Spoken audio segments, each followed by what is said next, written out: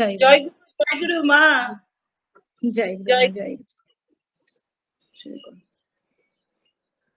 পরম প্রেমময় শ্রী শ্রী ঠাকুর অনুকূল চন্দ্রের রাঙা রাতুল শ্রীচরণে জানাই আমার আভূমি প্রণতি। পরমারাধ্যা জগৎ জননী শ্রী শ্রী বড় মায়ের শ্রীচরণে জানাই আমার আভূমি প্রণতি। পরম পূজ্যপাদ শ্রী শ্রী বরদার শ্রীচরণে জানাই আমার আভূমি প্রণতি। পরম পূজ্যপাদ শ্রী শ্রী আচার্য দেবের শ্রীচরণে জানাই আমার আভূমি প্রণতি। পরম পূজ্যপাদ শ্রী শ্রী অবিন্দ দাদার শ্রীচরণে জানাই আমার আভূমি প্রণতি। গুরুবাড়ির সকল পূজ্য পদে জানাই আমার আভূমি প্রণতি। আজ এই সোনারপুর উপযোজনা কেন্দ্র দ্বারা আয়োজিত প্রাত্যহিক প্রভাতী শিক্ষিকা সম্মেলনীতে আমার শ্রদ্ধেয়া সঞ্চালিকা রেখারানী মা তার অপূর্ব সঞ্চালনা দ্বারা এক সুন্দর পরিবেশ তৈরি করেছেন। তার সঙ্গে যারা এতক্ষণ ধরে অংশগ্রহণ করলেন, প্রত্যেকের অংশগ্রহণে আমি আমার পরিবার মাতোয়ারা হয়েছিলাম এতক্ষণ। প্রত্যেককে আমার আনন্দিত জয়গুরু জানাই, প্রত্যেকের মঙ্গল প্রার্থনা করি। আজকের এই লিঙ্কে উপস্থিত ইষ্টপ্রাণ দাদারা, পাঞ্জাধারী কর্মীবৃন্দ, ভক্তিমতী মায়েরা, সকলকে আনন্দিত জয়গুরু জানাই, সকলের মঙ্গল প্রার্থনা করি। খুব ঠান্ডা লেগেছে, খুব কাশি হচ্ছে আমার। আমি জানি না কিভাবে 1 ঘন্টা ধরে বলবো। যাই হোক, পরম পিতার যা ইচ্ছা তাই হবে। সদ্যই আমরা দেওঘর, সেই পুণ্য তীর্থ, সর্বতীর্থ, সর্বশ্রেষ্ঠ তীর্থ দেওঘর ধামে আমরা ঘুরে এলাম গত 21, 22 এবং 23শে মে। সেই দেওঘর ধামের ওই সৎসঙ্গ নগর তোরণটা পার হলেই আমার যেন মনে হয় যে সেই দিব্য জ্যোতির মধ্যে আমরা ঢুকে গেলাম। সেই যে শ্রী শ্রী ঠাকুরের দিব্য জ্যোতি, শ্রী শ্রী আচার্য দেবের যে দিব্য জ্যোতি, তার যে উজ্জ্বল উপস্থিতি, তার সেই দ্যুতিতে, তার আলোকে, তার ভাতিতে সেই তিনি যেন একদম স্বয়ং সম্পূর্ণ রূপে বিরাজ করেন। আর তার দ্যুতিময় ছটার মধ্যে আমরা প্রবেশ করে আমাদেরও যেন সে আত্মিক একটা উন্নতি ঘটে। আমরা আসলে যা তার থেকে অনেকটা উচ্চ গ্রামে অবস্থান করি এবং আমাদের মনেও একটা সেই পরম পিতার অভিলাষী মন মুখ নিয়ে আমরা চলার চেষ্টা করি। আর আচার্য দেবের কথা কি বলবো, তিনি তো সেই যেন পৃথিবীর সরোবরে এক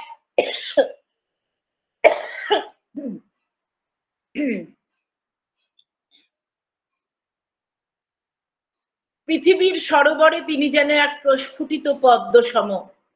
তার যে রূপের কি বিচ্ছুরণ, নামের যে নাম ধ্যান এবং পরম পিতার যে রেত ধারা তার শরীরে বর্তমান, তার দ্বারা তিনি সেই উদ্ভাসিত।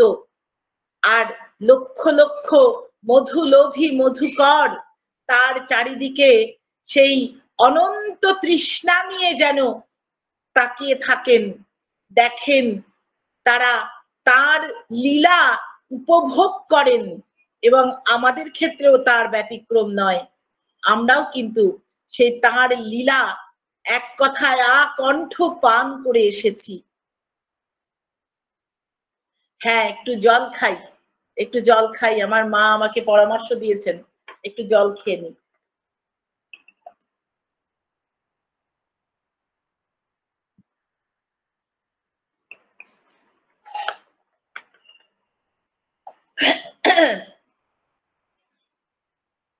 যাই হোক, তো তার সেই কণ্ঠের জাদুতে, তার সেই সকলের সমাধান দেওয়ার যে সকল প্রচেষ্টা, তার মধ্যে তিনি যেগুলো আমাদেরকে দিচ্ছেন সর্বোত্তম সমাধান, সেইগুলো শোনার জন্য আমাদের যেন মন প্রাণ সারা বছর ধরে যতক্ষণ আমরা দেওঘরে থাকি সেই ততক্ষণ আমাদের মধ্যে একটা অনন্ত আনন্দ তৈরি হয়।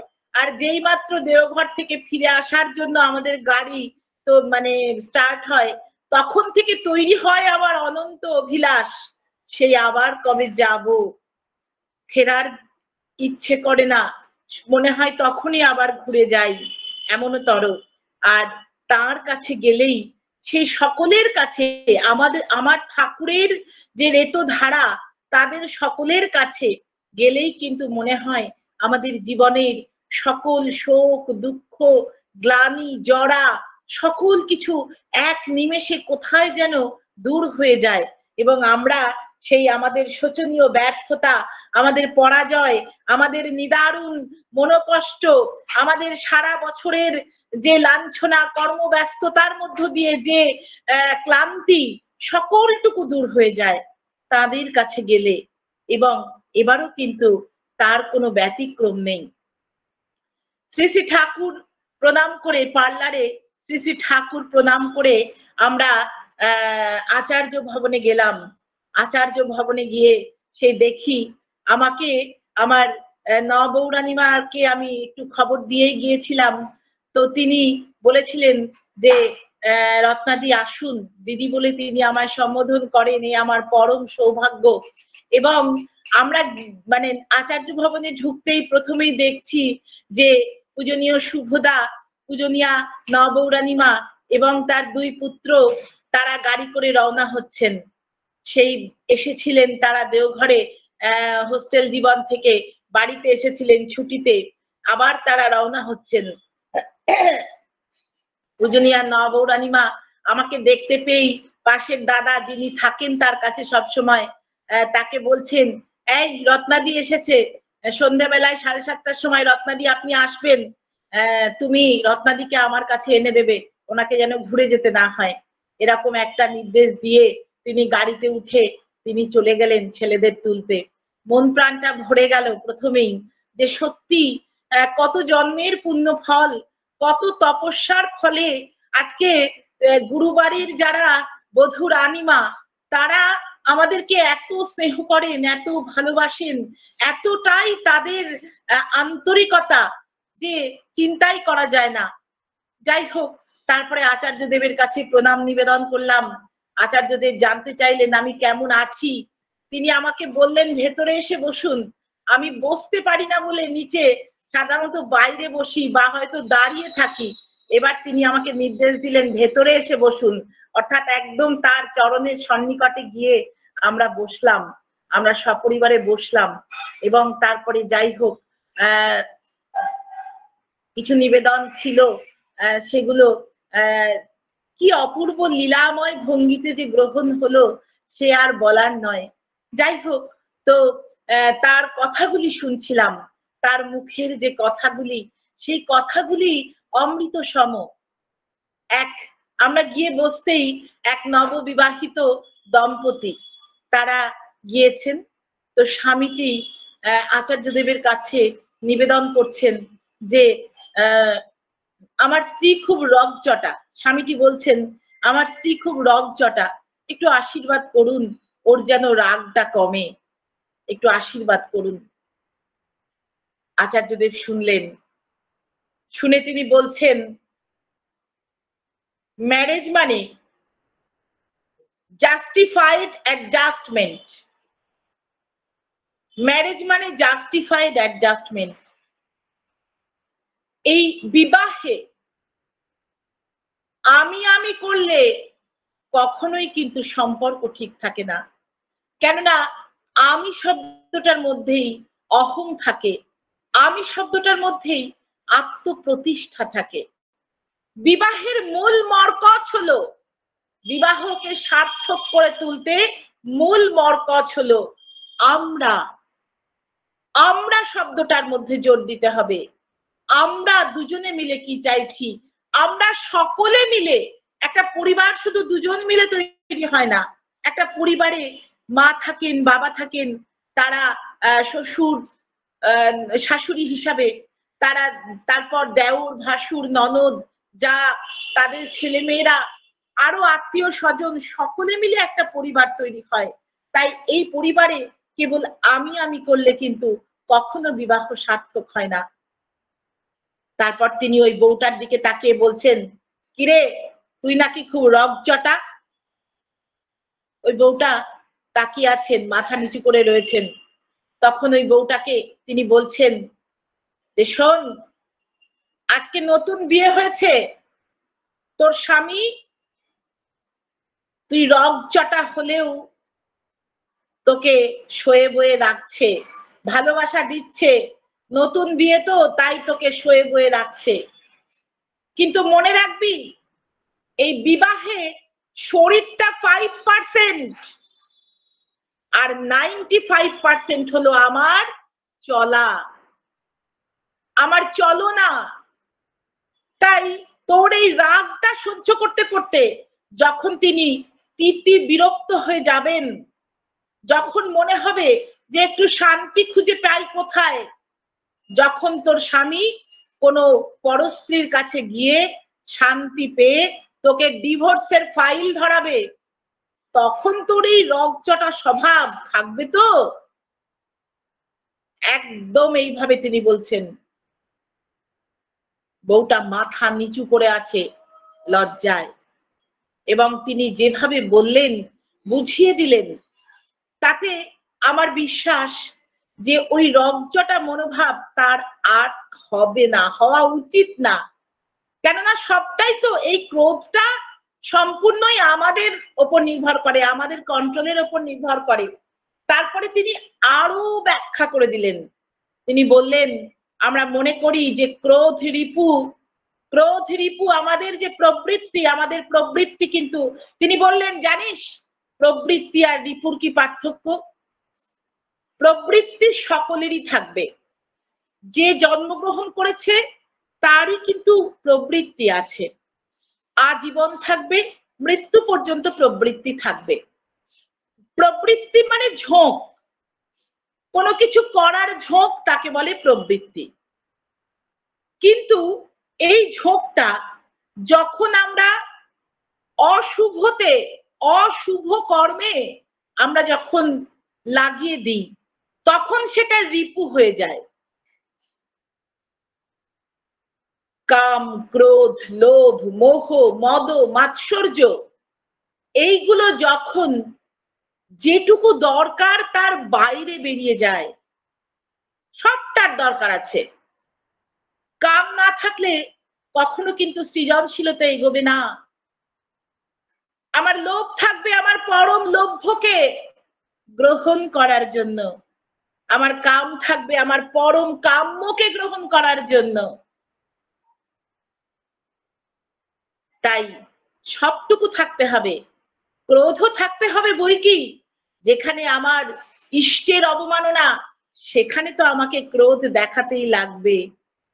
কিন্তু যখনই সেটা আমার আমার কন্ট্রোলের বাইরে চলে যাবে, আমার কন্ট্রোলের বাইরে যখন চলে যাবে, তখনই সেটা রিপু হয়ে উঠবে। আর রিপু মানেই, আচার্যদেব বলছেন, রিপু মানেই যেটা আমাদেরকে প্রবঞ্চনা করে, যেটা আমাদেরকে বঞ্চনা করে, যেটা আমাদেরকে ক্ষতি করে। তাই রিপু হলো আমাদের শত্রু। প্রবৃত্তি আমাদের শত্রু নয়, কিন্তু রিপু আমাদের শত্রু। তাই ওই যে তোর রগচটা ভাব, ওইটা কিন্তু তোরই শত্রুতা করছে, ওটা তোকেই কিন্তু এক সময় অথই জলে ফেলে দিতে পারে। তাই ওটাকেই আগে শুভতে বিনায়িত করতে হবে। এইভাবে তিনি 15-20 মিনিট ধরে ওই মাটিকে বোঝালেন। এত আশীর্বাদের পরেও কি আর তার সেই, কেননা আশীর্বাদ মানে তো অনুশাসনবাদ, তিনি অনুশাসিত চলনাটা শিখিয়ে দিলেন, তিনি অনুশাসিত পথটা দেখিয়ে দিলেন। আর তো তার কখনোই কিন্তু সেই ক্রোধান্বিত হয়ে নিজের ক্ষতি করা সাজবে না। তিনি শিখিয়ে দিলেন যে ক্রোধটা কিন্তু একদিন তোর নিজেরই ক্ষতি করবে, তোর নিজেকেই নষ্ট করবে। এইভাবে তিনি শিখিয়ে দিলেন। প্রত্যেকটা কথায় যিনি যা নিবেদন করছেন, তার কথাতেই একটা জীবনীয় পাঠ তৈরি হচ্ছে, একটা সেই অসাধারণ একটা অনুশীলন তৈরি হচ্ছে, এবং তাতে কিন্তু সেই সকল সকল মানুষ কিন্তু শিখে নিচ্ছে। আজকে ওই মেয়েটিকে বললেন বলে ওটা ওর কথা, ওর জন্য কথা তা কিন্তু নয়। আজকে এটা আমার জন্যও কথা। আমরাও তো ক্রোধী হয়ে যাই। আমরা শতনুজ্ঞায় পাঠ করি বটে যে আমি অক্রোধী, আমি অমানী, আমি নিরলস। কিন্তু সত্যি কি আমরা অক্রোধী, অমানী? আমরা নিরলস হয়ে উঠতে পারি? আলস্য তো আমাদের জীবনের অর্ধেক ক্ষতি করে দেয়। সেই জন্য আমাদের জীবনীয় পাঠ তিনি এইভাবে বলে দেন। তিনি এই জন্যই বোধহয় আমাকে বললেন ভেতরে এসে বসুন। ভেতরে গিয়ে বসলাম আমরা। যাই হোক, তারপর আবার আর এক দাদা তিনি এসেছেন। তার ভাইটি পড়াশোনা করছে না, তাই তিনি বলছেন যে আমি ব্যবসা করি, তো আমি আর ভাই একসাথেই ব্যবসাটা করব এবার থেকে। আমার ভাইও আর পড়াশোনা করতে চাইছে না, তাই আমার মনে হচ্ছে যে আমি ভাইকে নিয়ে একসাথেই ব্যবসাটা করব, আপনি আশীর্বাদ করুন। আচার্যদেব বলছেন যে তোর কি মনে হয় আজকে তোরা ভাই ভাই ঠাই ঠাই হয়ে আছিস বলে সারা জীবনই কি রাম লক্ষণ হয়ে থাকতে পারা যাবে নাকি? ব্যবসা কখনো কারোর সাথে যৌথভাবে করতে নেই, সেটা ভাই হোক আর কোনো পার্টনারই হোক। কেননা কোনো মানুষের সাথেই কিন্তু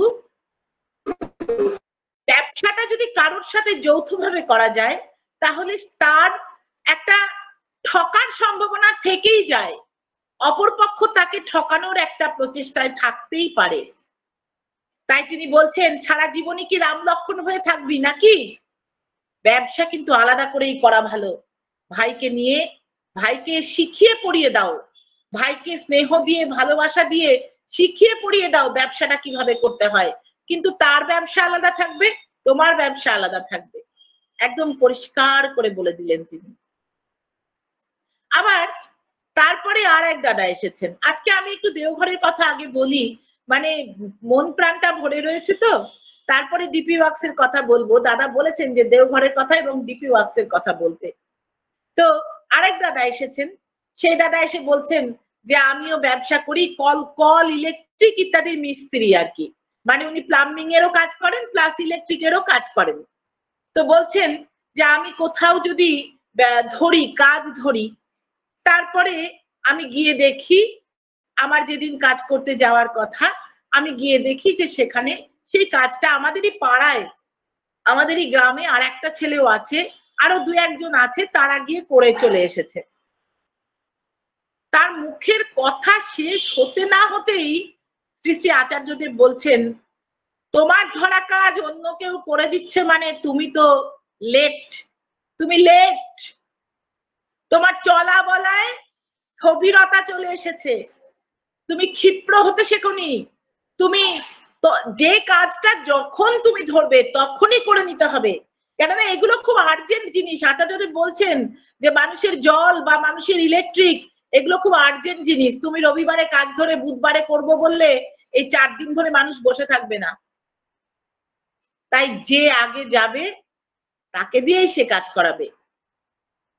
তোমার এই যে ধীরতা, এই যে লেট স্বভাব, এটাকে ত্যাগ করতে হবে, নইলে কখনোই তুমি ব্যবসায় উন্নতি করতে পারবে না বা তুমি কাজ ধরে রাখতে পারবে না। অর্থাৎ আমাদের জীবনে ক্ষিপ্র হতে হবে। আমাদের জীবনে যখন যে কাজটা করা লাগে তখনই সেই কাজটা করতে হবে। এটা কিন্তু তিনি খুব সুন্দর করে বুঝিয়ে দিলেন। আমরা অবাক হয়ে শুনি যে কি করে তিনি এত সহজেই এত সুন্দরভাবে তিনি সমাধানগুলো দিয়ে দেন। আমরা কিন্তু ভাবতেই পারি না যে কি অপূর্ব ভাবে তিনি একদম যথাযথ যার জন্য যেটা দরকার তাকে ঠিক সেটাই বলে দেন তিনি। কি অপূর্ব না?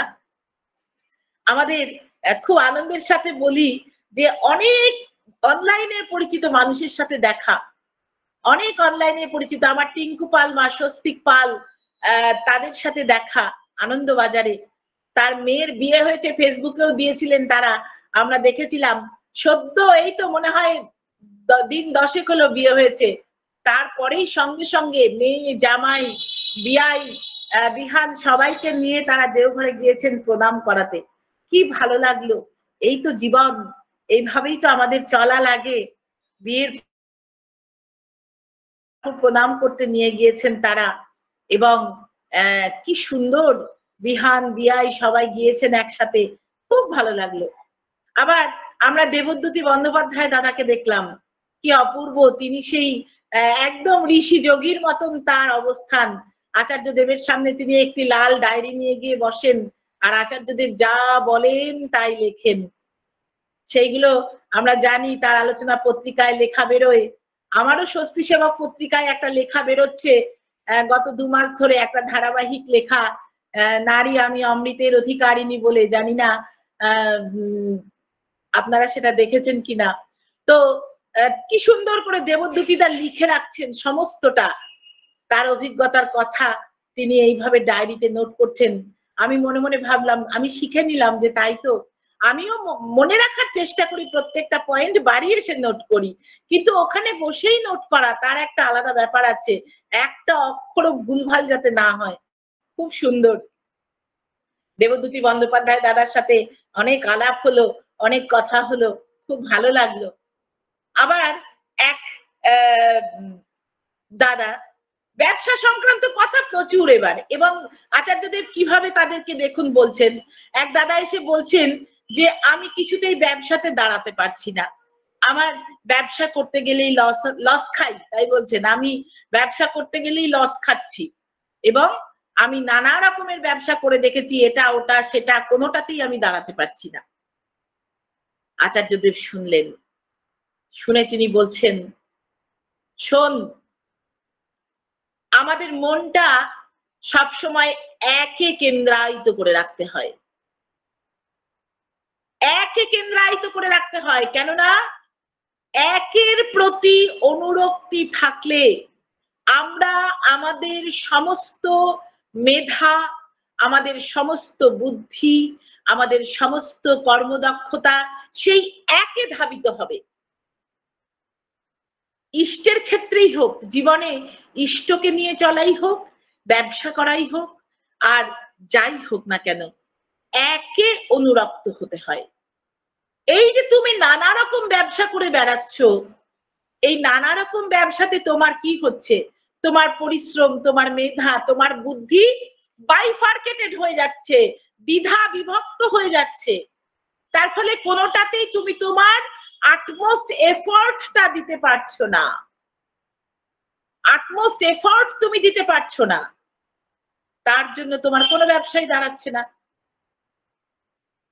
তারপরে তিনি আবার একটা দারুণ গুরুত্বপূর্ণ কথা বললেন।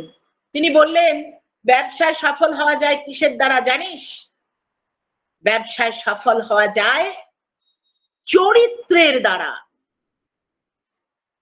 কার কেমন চরিত্র, সে তেমন ভাবে সফলতা লাভ করে, সে তেমন ভাবে সফলতা লাভ করে।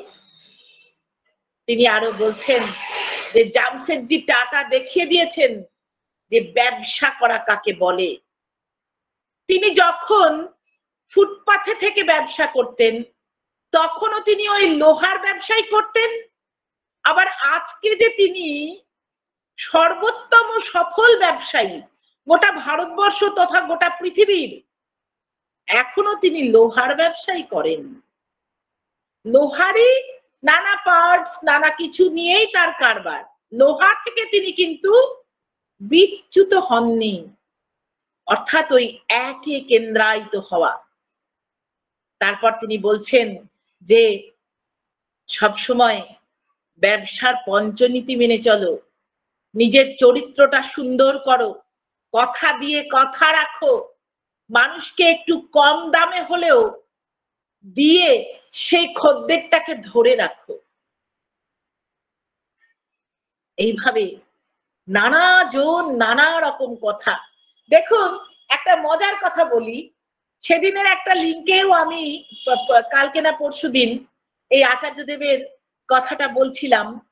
তো এক দাদা আলাপনিতে বলছেন, এই যে ব্যবসা সংক্রান্ত কথাগুলো বলেছি, তারপরে এক দাদা, সম্ভবত তিনি ডাক্তার, আমার সেটা মনে নেই ঠিক, ওই কি যেন পেশার কথা বললেন, মোট কথা তিনি তার বসের সামনে শুনছিলেন, মানে তিনি বললেন আলাপনিতে যে আমি আমার বসের সামনেই সবসময় ইষ্ট প্রসঙ্গ একদম লাউড স্পিকারে দিয়ে শুনি, যাতে ওনারও কানে যায় ঠাকুরের কথাগুলো। তো আমার বস আমাকে বলছেন যে কি ব্যাপার, আপনার ঠাকুর ব্যবসা নিয়েও কথা বলেন, আপনার ঠাকুর আপনার আচার্যদের ব্যবসা সংক্রান্ত বিষয়েও কথা বলেছেন। তখন ওই দাদা তার বসকে বলেছেন যে শুনুন, আমার ঠাকুর এ জীবনে যা কিছু আছে, যত সমস্যা আছে, যত প্রশ্ন আছে মানুষের, যত জীবন এবং বৃদ্ধির উন্নয়নের পথের দিশা আছে, সকল কিছু নিয়ে কথা বলেছেন, সকল কিছুর সমাধান দিয়েছেন। কি অপূর্ব লাগলো আমার শুনতে, যে সত্যি এই কথাগুলি আমি যে মাধ্যম হতে পারলাম একজন মানুষকে, একজন অদীক্ষিত মানুষের কাছে পৌঁছে দেওয়ার মাধ্যম। ওই দাদাটি লাউড স্পিকার অন করে শোনাচ্ছিলেন বলেই তার বস শুনতে পেলেন, আর সেই মাধ্যমটি আমি হতে পারলাম। এতেই কিন্তু যে এই যাজনটা আমার সার্থক হলো। তাই আজকে শুধু দীক্ষিতরাই নন, অদীক্ষিত মানুষদেরকেও কিন্তু যাজন শোনাতে হয়, যাজন করতে হয়, যাতে তাদের মনের কাছাকাছি আমরা চলে যেতে পারি।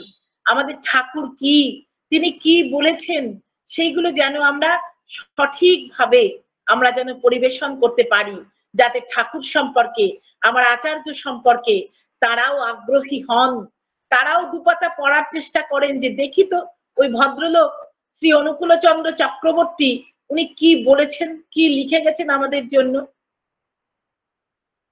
আমরা আমাদের পরম সৌভাগ্য যে আমরা সন্ধেবেলায় সন্ধ্যা প্রার্থনায় 22 তারিখের কথা বলছি, আমরা সবাই জানি এখন সৎসঙ্গ পেজের মাধ্যমে এবং ফেসবুক বা ইনস্টাগ্রাম ইত্যাদি সমস্ত মিডিয়ার মাধ্যমে আমরা জেনে গেছি খবরটা, যে 22 তারিখ সন্ধ্যাবেলায় আমরা সন্ধ্যা প্রার্থনা করে ওইখানেই দাঁড়িয়ে আছি। আমি আমার শ্রদ্ধেয়া লিপিকা চক্রবর্তী মায়ের সাথে গল্প করছি, রিচিনন্দন দাদার স্ত্রী লিপিকা চক্রবর্তী মায়ের সাথে। তো হঠাৎ দেখছি বেশ কিছু মানে উর্দিধারী, মানে পুলিশ এবং ব্ল্যাক ক্যাট এই ধরনের কিছু মানুষ, তারা ঘোরাফেরা করছেন আশ্রমেরই মধ্যে। তো আমি বৌদিমণি মাকে বললাম, আমি মাকে বৌদিমণি মা বলে ডাকি, বৌদিমণি মাকে বললাম যে কি ব্যাপার, এত পুলিশ টুলিশের ব্যাপার কি, দেওঘরের আশ্রমের মধ্যে তো পুলিশ টুলিশ ঢোকে না। তারপরেই বৌদিমণি মা ওই দিকটায় চলে গেলেন, আমি গেটের দিকটায় এগিয়ে আসছি, আমরা সবাই মিলে। হঠাৎই দেখছি গেটের সামনে, একদম আমাদের আশ্রমের গেটের সামনে দাঁড়িয়ে দেখছি যে একটা বিরাট গাড়ি এলো এবং তার পিছনে অনেকগুলো গাড়ি আর প্রচুর ব্ল্যাক ক্যাটস, কমান্ডোজ ইত্যাদি। এবং শুনলাম যে আসামের মুখ্যমন্ত্রী হেমন্ত বিশ্ব শর্মা তিনি এসেছেন। কোনো আওয়াজ নেই, কিন্তু কোনো হুটারের শব্দ নেই, কোনো কোনো মানে কিচ্ছু নেই, শুধু ব্ল্যাক ক্যাটসরা নামলেন গাড়ি থেকে, তারা একটু মানে ভিড়টাকে একটু সরিয়ে জায়গা করে দিলেন গাড়িটা ঢোকার, এবং তিনি নামলেন, নেমে একদম মেন গেট দিয়ে ঢুকে, আমরাও তো পেছন পেছন দৌড়ালাম যে দেখি তো কি হয়, কি করেন। তিনি একদম আভূমি প্রণাম করলেন, সর্বাঙ্গ দিয়ে সাষ্টাঙ্গে যেটা আমরা বলি, তিনি প্রণাম করলেন শ্রী শ্রী ঠাকুরের কাছে, বিশ্ব শান্তির জন্য তিনি আভূমি প্রণতি জানালেন।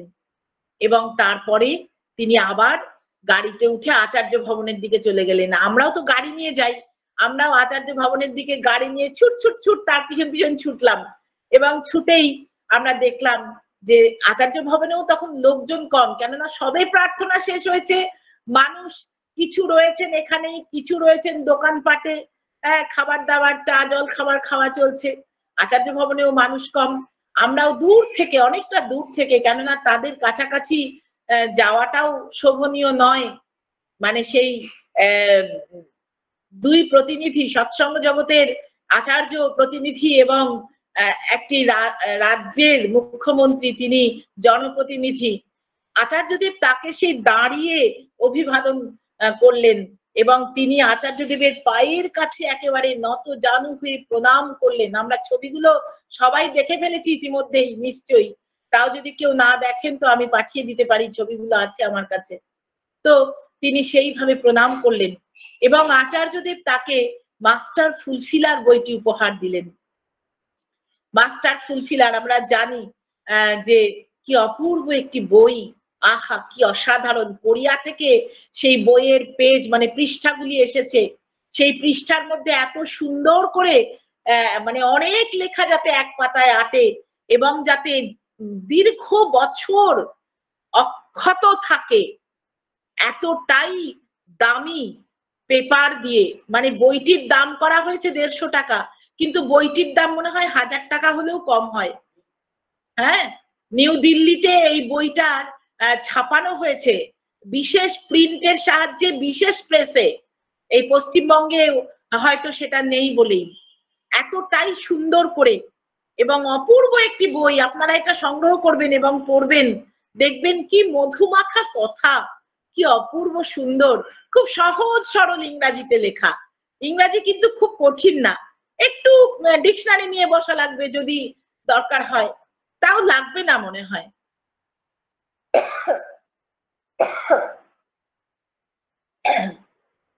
যাই হোক, তো সেই মাস্টার ফুলফিলার বইটি তিনি আসামের মুখ্যমন্ত্রীকে উপহার দিলেন।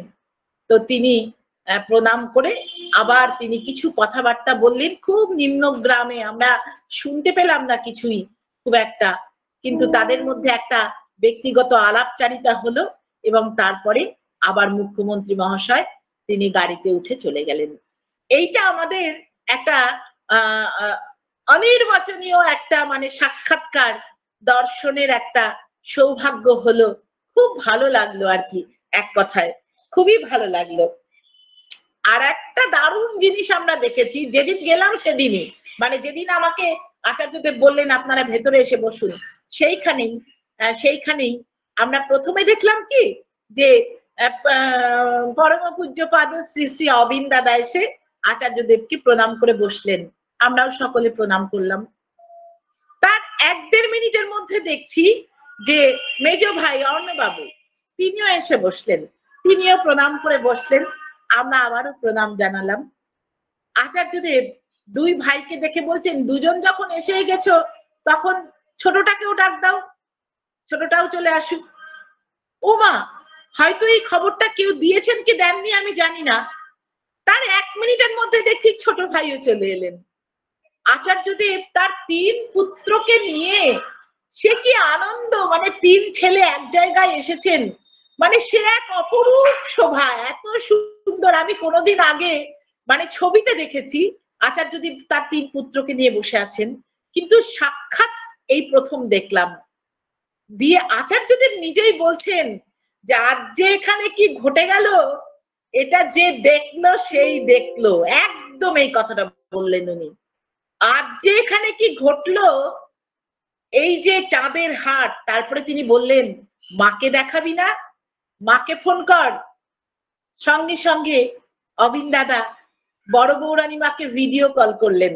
আর ঠিক অবিন দাদার পিছনটাতেই আমি বসেছিলাম। হ্যাঁ, আমি দেখতে পাচ্ছি অবিন দাদার ফোনে বড় বৌরানী মা কথা বলছেন। হ্যাঁ, আর মানে যখন মেজ ভাই এসে বসলেন, তখনই অবিন দাদা এত স্নেহ ভরে, মেজ ভাইয়ের গালে মনে হয় কিছু পড়েছিল, সে আদর করে গালটা মুছে মাথায় গালে হাত দিয়ে আদর করে দিলেন। মানে কতটা বন্ধন, তাদের পারিবারিক বন্ধন যে কত সুন্দর, তারা এইভাবে করে করিয়ে দেখিয়ে দেন আমাদেরকে যে একটা পরিবার কেমন হওয়া লাগে। আমরা দেখেছি আচার্যদেব বলছেন বটে যে রাম লক্ষণ হয়ে থাকবে না, কিন্তু আমরা তো দেখছি যে আচার্যদেব তার 3 ভাইকে নিয়ে রাম লক্ষণ ভরত হয়েই আছেন। আমরা তো দেখতে পাই, আমরা তো দেখতে পাচ্ছি আজকে এই যে 3 ভাই, অবিন দাদারা 3 ভাই, ভাই আসা মাত্র কি আদরে স্নেহে তিনি তাকে স্নেহের পরশ বুলিয়ে দিলেন এক কথায়।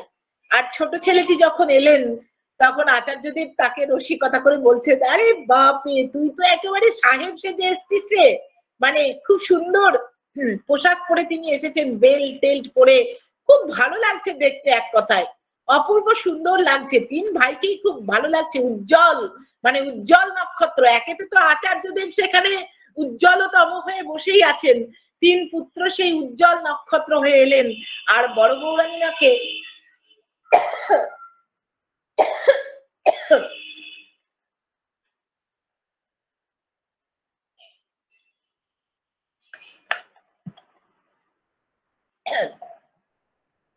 সেই বড় বউ রানীমাকে ফোন করে দেখালেন। আচার্যদেব বললেন না যে এখানে যে আজ কি ঘটে গেল, মাকে দেখা, মাকে দেখা, এইভাবে দে অবিন দাদা মাকে দেখালেন এবং মায়ের সাথে কথোপকথন ভিডিও কলে হতে লাগলো। আমরা সেই সুমধুর, মানে স্বামী স্ত্রী তিন পুত্র, তাদের মধ্যে কথাবার্তা হচ্ছে ভিডিও কলের মাধ্যমে, আর আমরা সেই সঙ্গ সুধা পান করছি, আকণ্ঠ পান করছি। মানে এর থেকে সৌভাগ্য মনে হয় পৃথিবীতে আর কিছু নেই। যাই হোক, তার কিছুক্ষণ পরে আচার্যদেব সেদিনের মতো উঠে গেলেন এবং আমরা দেখলাম যে বড় বৌরানীমা তিন পুত্র সমেত আচার্যদেব গাড়ি নিয়ে কোথায় যেন চলে গেলেন, মানে গাড়িতে করে তারা কোথায় গেলেন আর কি। হ্যাঁ, কি ভালো যে লাগলো, এমন সৌভাগ্য কখনো এর আগে হয়নি। এত সুন্দর, এত সুন্দর দর্শন আমরা পেলাম। তারপরে সন্ধ্যাবেলায় ওই যে নবৌরানীমা যেতে বলেছিলেন, নবৌরানীমার কাছে গেলাম। প্রথমে মেজদামণির কাছে গেলাম। মেজদামণি যে কত, আমার তো, আমি বলেছি এই লিঙ্কেও আগে যে সেই ক্লাস 9 থেকে আমার মেজদামণির সাথে পত্রালাপ হয়। তার নিজ হস্তে, তার শ্রী হস্তে লিখিত পোস্ট কার্ড আমার কাছে আছে, বহু, অনেকগুলি আছে। হ্যাঁ, তিনি আমার জীবনের প্রতিটি কথা, প্রত্যেকটি পর্বের সমস্ত কিছু আমি তাকে নিবেদন করেছি তৎকালীন সময়ে চিঠির মাধ্যমে। তখন তো ফোন ছিল না। তারপরে প্রথম যখন ফোন এলো, মেজদামণি আমাকে তার নাম্বারও দিয়েছিলেন। যাই হোক, তো মেজদামণি আমাকে গিয়ে যেতেই বলছেন যে রত্না, তোমার লেখা বেরোচ্ছে স্বস্তি সেবাকে, তুমি তো এখন লেখিকা।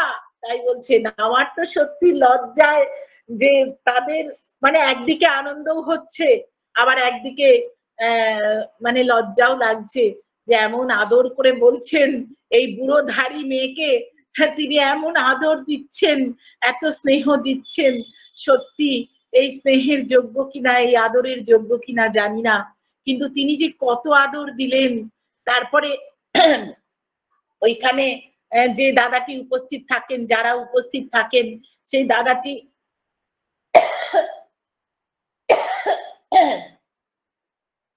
আজকে আমার খুবই অসুবিধা হচ্ছে, আমি এর জন্য সবার কাছে ক্ষমা প্রার্থী। যাই হোক,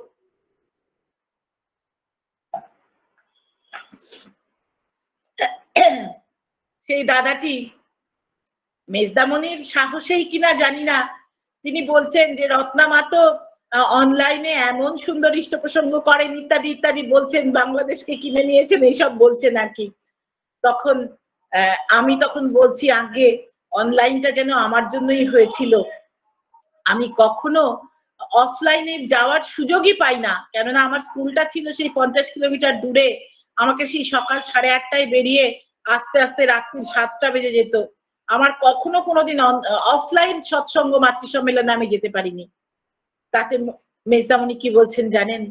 মেজদামণি বলছেন, তুমি এখন তো কাছে এসেছো, এখন তুমি অনলাইনে অফলাইনে সর্বত্র ঠাকুরের কথা এইভাবে বলে বেড়াবে, মনে রাখবে ওটাই তোমার কাজ। জোর দিয়ে তিনি বলছেন, ঠাকুরের কথা বলে বেড়াবে অনলাইনে অফলাইনে সর্বত্র, মনে রাখবে ওটাই তোমার কাজ। এই আশীর্বাদ তিনি আমাকে করলেন। আমার সত্যি এত এত বড় ঝুলি নেই যে আশীর্বাদ ধরে রাখবো আমি। এই আশীর্বাদ আমার ঝুলি থেকে উপচে যাচ্ছে। কিভাবে আমি তার কথাকে, আমি কিভাবে তাদের এই আশীর্বাদকে সত্যি সারাটা জীবন জন্ম জন্মান্তর ধরে যেন আমি পরিপালন করে চলতে পারি, তার কথা বলতে বলতেই যেন আমার জীবনের মৃত্যু আসে। আমি যেন যাজন করতে করতে আমার তখন থেকে শুধু একটা কথাই মনে হচ্ছে, যেন আমি যাজন করতে করতেই আমার এই নরলীলা সম্বরণ হয়। আমার এই মেজদামণির আশীর্বাদ যেন আমি আমার জীবন দিয়ে, আমার মরণ দিয়ে, আমার জন্মান্তর দিয়ে আমি সার্থক করতে পারি। যাই হোক, মেজদামণির পরে আমরা নবৌরানী মার কাছে গেলাম। তিনি তো সত্যি তিনি যে কত মিশুকে আর কত ভালো আর কি অপরূপার মানে লক্ষ্মীশ্রী। আমরা সবাই তাকে চিনি জানি, কিন্তু তবুও মানে না বলে উপায় নেই যে তার এই অনন্ত সৌন্দর্য, তার রূপের সৌন্দর্য, তার গুণের সৌন্দর্য, তার মনের সৌন্দর্য, তার ব্যবহারের সৌন্দর্য, মানে এক কথায় আমি প্রকাশ করতে অক্ষম। আমার সেই ভাষা নেই যে আমি এটা প্রকাশ করব যে তিনি কি। হ্যাঁ, তিনি কিভাবে আমাদেরকে আদর করে দিদি বলে আমার ছেলেকে বলছেন। আমি আমার মানে ফেসবুকে আমার ছেলেকে যারা আমার সাথে ফেসবুকে আছেন তারা জানেন আমার অনির্বাণকে আমি দুরন্ত ঘূর্ণি বলে ডাকি। মানে ছোটবেলায় ও খুব দুরন্ত ছিল। কিরকম দুরন্ত, ও কিন্তু কোনোদিন ঘরের একটা সূচো ভাঙেনি। ওর কোনোদিন কিন্তু ভাঙা ভাঙি না। ওর দুরন্তপনা কি, শুধু লাফাতো, হ্যাঁ কোনো সময় হাঁটতো না, সব সময় দৌড়াতো, মানে সর্বদা ও দৌড়াতো বাড়িতে। এই জন্য আমি ওকে দুরন্ত ঘূর্ণি বলে ডাকি। তো নবৌরানী মা সেটা লক্ষ্য করেছেন, ফেসবুকে উনিও আছেন আমার সাথে। উনি বলছেন যে রত্নাদি, দুরন্ত ঘূর্ণির নামটা কিন্তু আমার খুব পছন্দ হয়েছে, আপনি এত সুন্দর নাম দিয়েছেন। কে বলছেন যে ও তো এত শান্ত, ওকে আপনি দুরন্ত ঘূর্ণি বলে ডাকেন কেন? আগে এই 2 বছর ধরে শান্ত হয়ে গিয়েছে একদম, এখন শান্ত সাগর, কিন্তু একসময় দুরন্ত ঘূর্ণি ছিল একদম। ওর দুরন্তপানা মানে লোকে বুঝতে পারতো।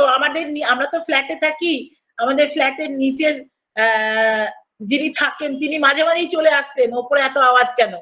ওই চেয়ারটাকে শুইয়ে দিত, দিয়ে ওই গাড়ি করে এরম এরম করে লাফাতে লাফাতে চেয়ারের ওপরে ওই চেয়ার নিয়ে গোটা বাড়ি ঘুরে বেড়াতো গাড়ি করে। হ্যাঁ, এইরকম ওর আর কি দুরন্তপানা ছিল। যাই হোক, পরের দিন আবার নবৌরানী মা যেতে বললেন আমাদের। সেদিন তো আমাদের এবার ভোরে ফিরবো, তাকে নিবেদন করলাম প্রণাম করে। তিনি আমাদের যে কত উপহার দিলেন, মানে বড় বড় 3 ব্যাগ উপহার তিনি আমাদের দিলেন।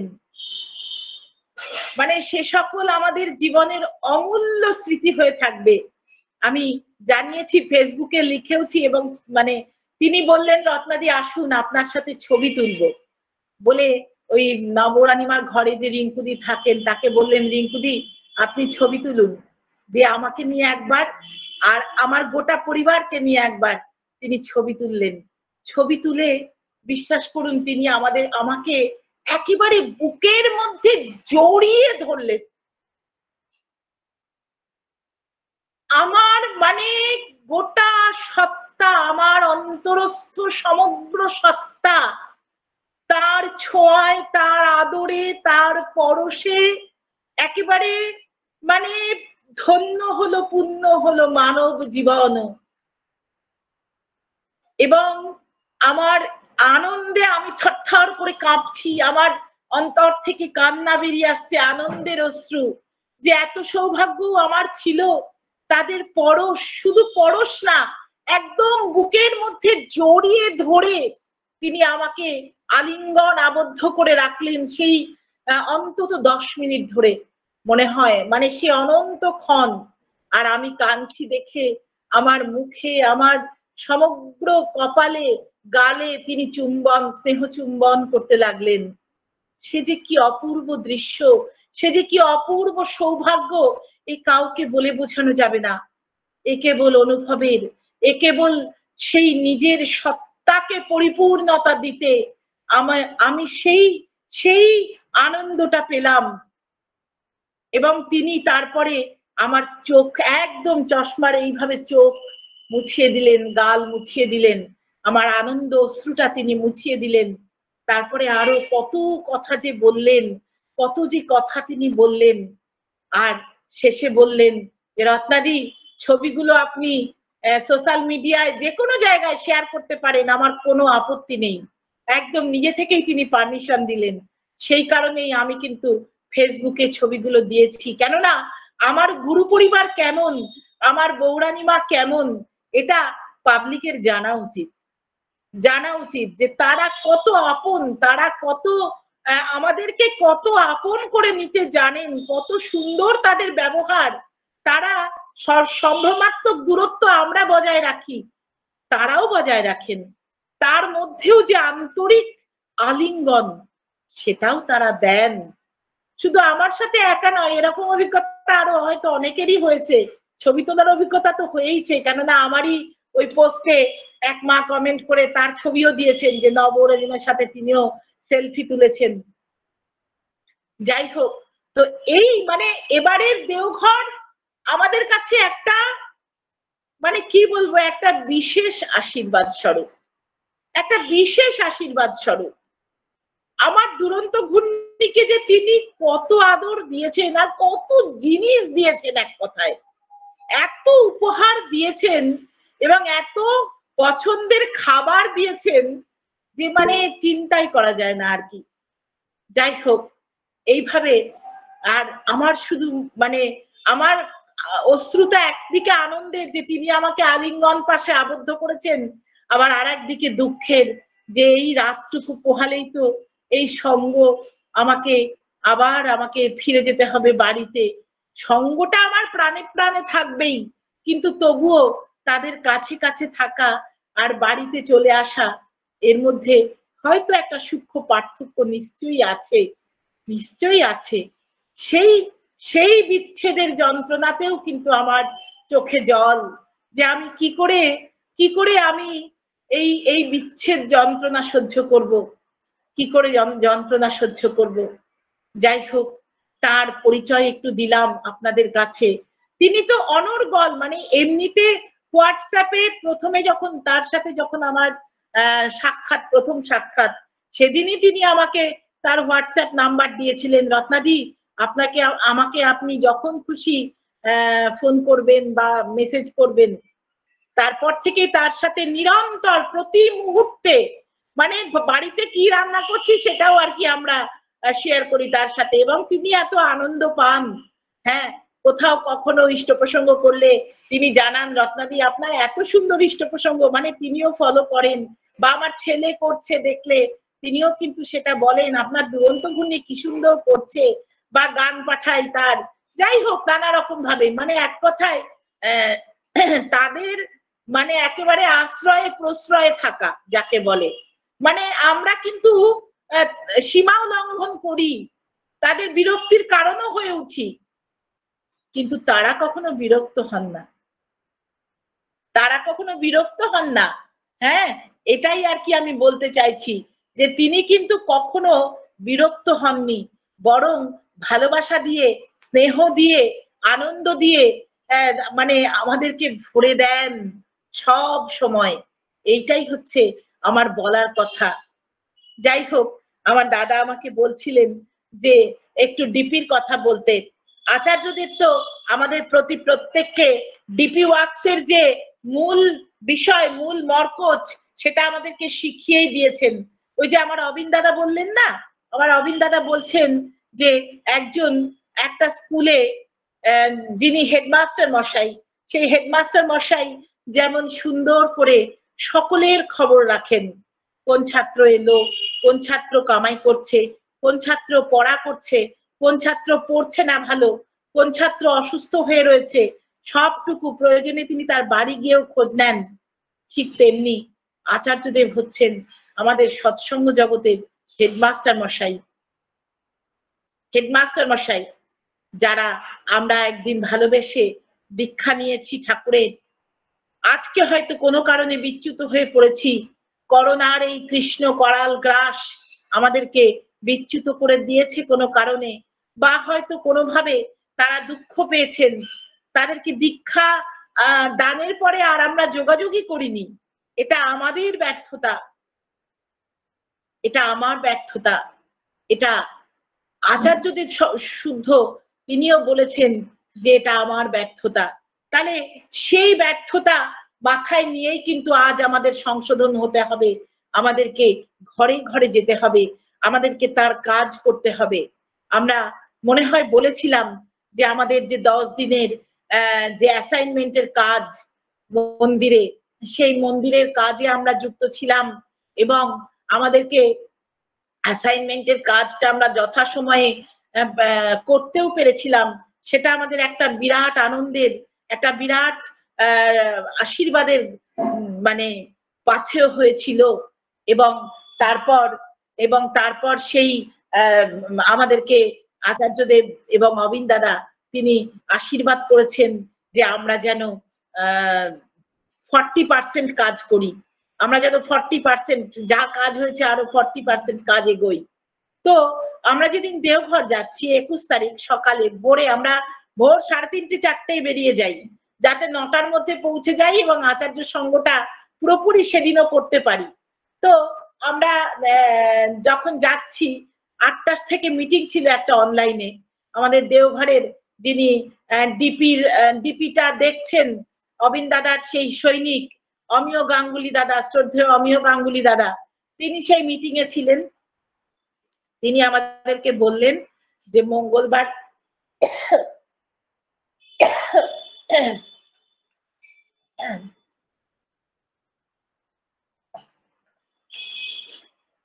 তিনি বললেন যে সেই গত মঙ্গলবারের কথা বলছি, যে আজকে মঙ্গলবার, আগামী মঙ্গলবারের মধ্যে যে পিনে যা কাজ হয়েছে, যে পিন এখন পিন নাম্বার ওয়াইজ কাজ হচ্ছে, অ্যাসাইনমেন্টের কাজটাই তাই ছিল যে আমরা পিন নাম্বার ওয়াইজ আগে সমস্ত দীক্ষিতদেরকে মানে ডিভাইড করেছিলাম। তো পিন ওয়াইজ কাজ হচ্ছে, তো যে পিনে যা কাজ হয়েছে তার 10% কাজ আগামী মঙ্গলবারের মধ্যে, মানে আগামী কাল মঙ্গলবার, এই আগামী মঙ্গলবারের মধ্যে যেন 10% কাজ আরো হয়। তো আমরা তো মঙ্গল বুধ বৃহস্পতিবারও কেটে গেল বাড়ি ফিরতে ফিরতে, 3 দিন তো আমরা দেওঘরের জন্যই আমাদের আর কাজ হলো না একটাও। তারপরে আমরা বৃহস্পতিবার রাত্রির থেকেই শুরু করলাম বাড়ি ফিরে। হ্যাঁ, মানে 10% কাজ। ধরুন আমার পিনে 1200 দীক্ষিত মানুষ আছেন, তাহলে 10% কাজ মানে 120টা আপডেট আমাকে এই 7 দিনে করতে হবে। হ্যাঁ, যা হয়েছে তার 10%, তাহলে আমাদেরকে আরো 10% কাজ, মানে অনেকটাই কাজ 7 দিনের নিরিখে। যে কারণে আমরা আমাদের এখন আর মাথা তুলে তাকানোর সময় নেই। যে কালকে যখন আমাকে দাদা শ্রদ্ধেয় পীযূষ দা ফোন করেছিলেন, আমি তখনও ডিপির কাজই করছি। আমি দাদাকে বললাম যে দাদা খুব চাপে আছি। দাদা বলছেন চাপে আছেন মানেই ঠিক পথে আছেন। একদম ঠিক কথা, চাপে আছি মানেই ঠিক পথে আছি। কেননা চাপে না থাকা মানেই তো টিভি দেখে বা হোয়াটসঅ্যাপ ঘেটে বা ফেসবুক ঘেটে অলস সময় কাটবে, তার মানে পথটা ঠিক নয়। তাই দাদার এই কথাটা আমার খুব ভালো লাগলো, যে চাপে আছেন মানে ঠিক পথে আছেন। ঠিক তাই, অনেকটাই কাজ আমরা তুলে ফেলেছি। ওই বৃহস্পতিবার রাত থেকে বৃহস্পতি, শুক্র, শনি, রবি কাজ আমি এখন ইষ্ট প্রসঙ্গ করছি, আমার প্রতিদেবতা পাশে বসেই আপডেটের কাজ চালিয়ে যাচ্ছেন কিন্তু। হ্যাঁ, সুতরাং এবং আমিও এই ইষ্ট প্রসঙ্গটা হলেই আবার বসে যাব। আমাদেরকে আমাদের টার্গেট ফুলফিল করতেই হবে। আর আমরা কে কটা কাজ করছি প্রতিদিনই ডিপির গ্রুপে দাদারা দিয়ে দিচ্ছেন, একটা আনন্দ পাচ্ছি আমরা, সবাই কাজ করছেন, প্রচুর কাজ হচ্ছে। মানে সত্যি কথা বলতে কি 10% ছাড়িয়ে যাবে আমাদের যা ধারণা, সুন্দর কাজ হচ্ছে আর কি। তো খুব ভালো লাগছে যে তার আদেশ, তার নির্দেশ, তার আশীর্বাদ আমরা এইভাবে পালন করছি, করার চেষ্টা করছি। আমি তো আপনাদের আগে বলেইছিলাম যে এই ডিপির কাজ করব বলে, অ্যাসাইনমেন্টের কাজ করব বলে নতুন ল্যাপটপই কিনে নিলাম আমরা। হ্যাঁ, যে মোবাইলে কাজ করতে একটু অসুবিধা হচ্ছে, নতুন ল্যাপটপ কিনে নিলাম। এবং এই ডিপির কাজের জন্য ল্যাপটপ কিনলাম, এর থেকে ভালো উদ্দেশ্য আর কি হতে পারে। এইভাবে অর্থাৎ আমি এটাই বলতে চাইছি যে পূজনীয় অবিন দাদা দিন রাত এক করে খাটছেন, তিনি 1.5 থেকে 2 ঘন্টা দিনে ঘুমান। এই যে তিনি বসেছিলেন, আমরা যখন সেদিন সন্ধ্যাবেলায় অবিন দাদা তিনি যেখানে বসেন সেখানে বসেছিলেন অসংখ্য ভক্তবৃন্দ। তিনি কিন্তু প্রায় অনেককেই জিজ্ঞাসা করছেন যে ডিপির কাজ চলছে তো, ডিপির কাজ চলছে তো। ডিপির কাজটাই কিন্তু এখন আমাদের মুখ্য।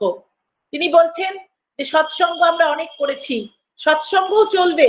সৎসঙ্গে মূল কথা হবে ডিপির কথা, মূল উদ্দেশ্য হবে ডিপি সংক্রান্ত কাজ করা, এবং সৎসঙ্গে যারা উপস্থিত হয়েছেন তাদের আপডেট হয়েছে কিনা, তাদের পারিপার্শ্বিককে চেনেন কিনা, তাদের মাধ্যমে আপডেট হওয়া এবং প্রত্যেকটি মানুষের কাছে পৌঁছানো। তাদের কি অসুবিধা হচ্ছে, তাদের কোথায় গলতিটা থেকে গেছে, কেন তারা ইষ্টভৃতি থেকে বিচ্যুত হওয়া মানে সে তার থেকে বিচ্যুত হওয়া। ওই যে আমার রেখামা বলছিলেন না যে নাম করতে হবে অনুরাগের সাথে, নামের প্রতি অনুরাগ না থাকলে কিন্তু নামে সার্থকতা আসে না, বা যে সার্থকতাটা আসার কথা ছিল সেটা পরিপূর্ণভাবে আসে না।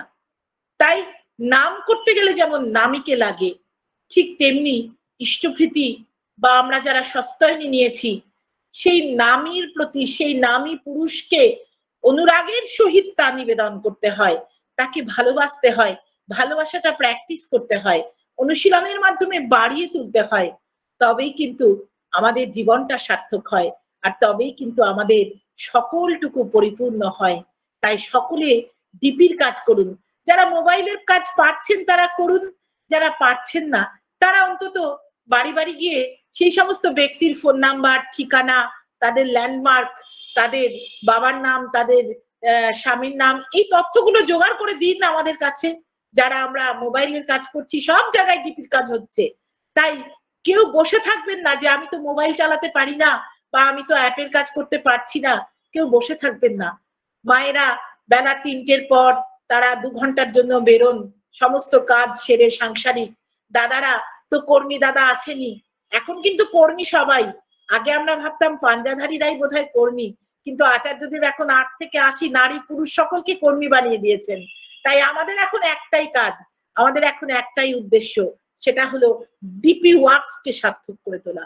ডিপি ওয়ার্কস কে আমরা যেন ঠিক করে তুলতে পারি। অবিন্দ দাদা বলছেন, জানি কাজটা কঠিন, কাজটা অনেক সময় লাগবে, কিন্তু আমি বিশ্বাস করি, আমি আশায় আছি যে এই কাজটা নিশ্চয়ই একদিন সুসম্পূর্ণ হবে। সেই আশা নিয়েও আমরাও চলবো, যে ডিপির কাজ শেষ হওয়ার নয়, কেননা দীক্ষাও হতে থাকবে। দীক্ষা তো চিরপ্রবহমান, 10,000 বছর ধরে দীক্ষা চলবে, তিনি আছেন, তিনি থাকবেন। তেমনি দীক্ষা থাকলেই দীক্ষাপত্র সমীক্ষার কাজও থাকবে, ডিপি ওয়ার্কসও থাকবে। তাই সেই ডিপি ওয়ার্কসের কাজ শেষ হবে না, কিন্তু যেটুকু ঘাটতি আমাদের আজ পর্যন্ত হয়ে রয়েছে সেইটুকু কাজ যেন আমরা যথা সময়ে কমপ্লিট করতে পারি। এই আবেদন, এই নিবেদন আপনাদের কাছে রাখলাম। আপনারাও কাজ করুন, আমরাও যেন কাজ করতে পারি, তার আদেশ নির্দেশ পালন করে চলতে পারি, এই প্রার্থনা আমাদের জন্য আপনারা রাখবেন। জয় গুরু, জয় গুরু মা, সকলে ভালো থাকুন। জয় গুরু। জয় গুরু মা, জয় গুরু। কি বলবো, মানে যার ভাষা নেই, মানে অত্যন্ত সুন্দর, অপূর্ব, অসাধারণ ইষ্ট প্রসঙ্গ। মানে মা, আমি আজ ভাবছি আমি সঞ্চালনায় যদি না থাকতাম মিস করতাম, হয়তো পুরোটা শুনতে পেতাম না।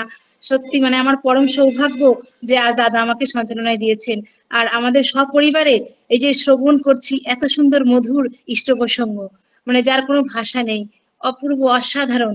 মা তো বললেন সেই রকচটা, সেই মায়ের, সেই প্রথমে বললেন যে কি করে কত সুন্দরভাবে আচার্যদেব সমস্যার সমাধান করলেন। তারপর মা বললেন সেই ব্যবসার কথা, মানে সেই ব্যবসা সম্বন্ধে কত সুন্দর আলোচনা, মানে কত সমস্যার সমাধান। তাই বলছেন না যে সব সমস্যার সমাধান জ্ঞানীশিষ্ট প্রতিষ্ঠান। মানে এই যে এত সুন্দর, মা দেওঘরে গিয়ে যে এত সব অমৃত সুধা নিজে পান করে এসেছেন এবং আমাদের মধ্যে মা বিলিয়ে দিলেন, এত সুন্দর। তারপরে সেই আমাদের সেই বৌরানীমার, বৌরানীমার আদর চুম্বন, মানে কি বলবো মা, অসাধারণ অপূর্ব দৃশ্য। আর সেই 3 ছেলেকে নিয়ে আচার্যদেবের সেই অপূর্ব দৃশ্য, মানে এতগুলো শ্রবণ করলাম, এত ভালো লাগলো। সবশেষে ডিপি ওয়ার্ক নিয়ে মা বললেন, অসাধারণ অপূর্ব। মা সমস্ত কাজের মধ্যে, এত ব্যস্ততার মধ্যে ডিপি ওয়ার্ক সমস্ত করছেন, প্রত্যেক জায়গায় যাজন করছেন, এবং সেগুলো আবার ফেসবুকে আমরা আনন্দ পাচ্ছি সেগুলো দেখে দেখে। এই যে আনন্দ দান করা, এই যে সবাইকে আনন্দ দিচ্ছেন মা, আবার এত কষ্ট করে জল খেয়ে সেই কাশির মধ্যেও মা এত সুন্দর 1 ঘন্টা অনর্গল বলে গেলেন মা। এটা পরম পিতার দয়া ছাড়া কিচ্ছু হয় না। অসাধারণ অপূর্ব ইষ্ট প্রসঙ্গ মা শ্রবণ করলাম, খুব ভালো লাগলো। মায়ের ইষ্ট স্বল্প স্বাস্থ্যময় জীবন প্রার্থনা করি পরম পিতা রাঙার আতুল চরণে। আর ঠাকুর বলেছেন যে আচার্য নির্দেশ পালন করো, চিদাক্ষুব্ধ না হয়ে, এই হচ্ছে একমাত্র পথ যাতে তুমি অমৃত সংগতিতে কৃতি হয়ে উঠতে পারো। সব ছেড়ে দিয়ে ইষ্ট কাজে ন্যস্ত হয়ে থাকে যারা, কৃতিদীপ্ত হয়ে যায় তাদের সন্ন্যাসী তো আসল তারা। মা সব ছেড়ে দিয়ে ইষ্ট কাজে, যে ডিপ ওয়ার্ক নিয়ে এবং যাজন নিয়ে মা সবসময়, মায়ের আবার লেখাও না পড়তে পারবো, আমাদের পরম সৌভাগ্য। আর মা যে শোনালেন, সত্যি মা পরম সৌভাগ্য। আর আপনারও পরম সৌভাগ্য যে আপনি নবদ্বীপনের এত, আর আমরা সেটা, আমি যে শুনলাম এতে আমার এতটাই আনন্দ হলো যে সত্যি মা কি বলবো, মানে এইভাবে যেন আপনার ইষ্ট প্রসঙ্গ শুনতে পারি, আর সব কথা আপনি এসে আমাদের মধ্যে শেয়ার করবেন এইভাবে যাজনের মধ্যে, আমরাও সেই আনন্দটা উপভোগ করবো মা। জয় গুরু মা। প্রিয়কে বিতরণ করেন যেই জন সেই জন সেবিছে ঈশ্বর। আপনি খুব সুন্দর করে প্রিয়কে বিতরণ করলেন মা, আর আমরা সেই ভোগ প্রসাদ গ্রহণ করলাম। আমার